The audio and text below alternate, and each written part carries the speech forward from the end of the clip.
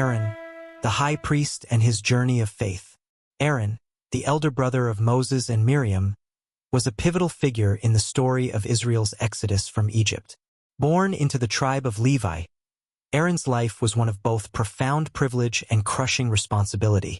His story, woven throughout the books of Exodus, Leviticus, and Numbers, is one of loyalty, leadership, human frailty, and divine redemption.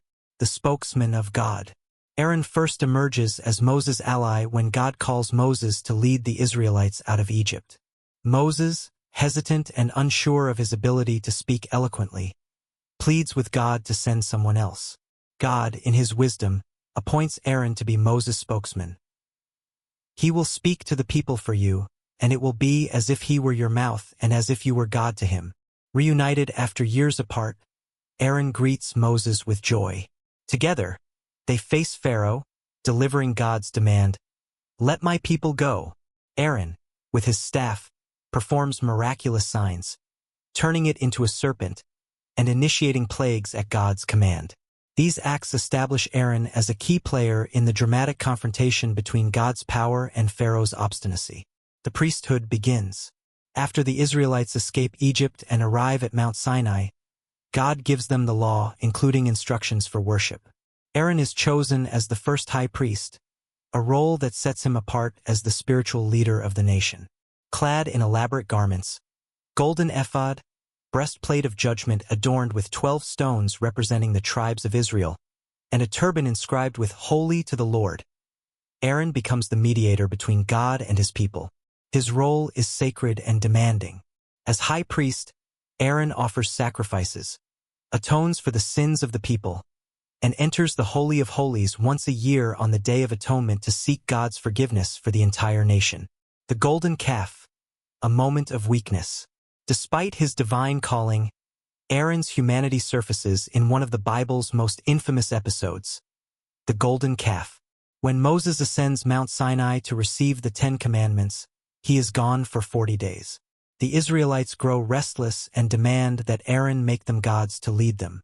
Yielding to their pressure, Aaron instructs them to bring their gold, which he fashions into a golden calf. The people celebrate, worshipping the idol as their deliverer from Egypt. When Moses returns, he is furious, shattering the stone tablets in his anger. Aaron's weak defense, that the calf miraculously emerged from the fire, reveals his fear of the people and lack of courage to stand firm. Though Aaron's actions result in severe consequences for the Israelites, God's mercy spares him. This incident serves as a stark reminder of the high cost of compromising one's faith. A leader under fire. Aaron's leadership is tested repeatedly in the wilderness. One such moment occurs when he and Miriam challenge Moses' unique authority, questioning why God speaks only through Moses. God responds decisively, affirming Moses' role and striking Miriam with leprosy as a sign of his displeasure.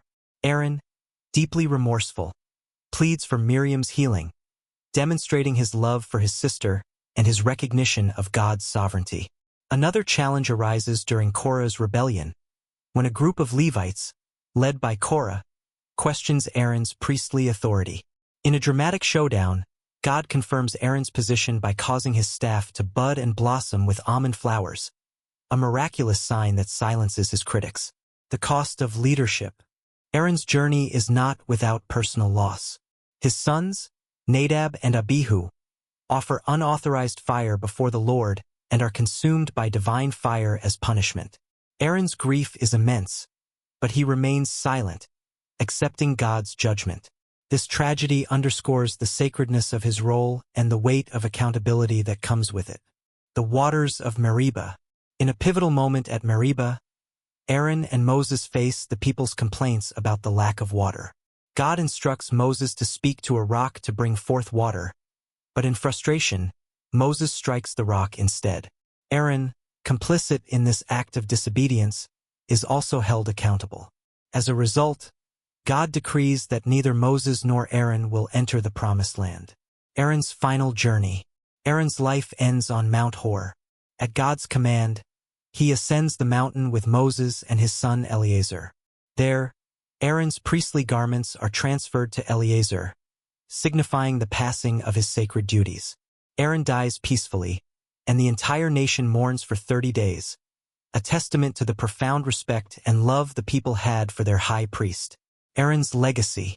Aaron's story is one of contrasts. Strength and weakness, faithfulness and failure. As high priest, he stood as a bridge between a holy God and a sinful people, foreshadowing the ultimate high priest, Jesus Christ. His life serves as a reminder that God uses imperfect people to accomplish his perfect will.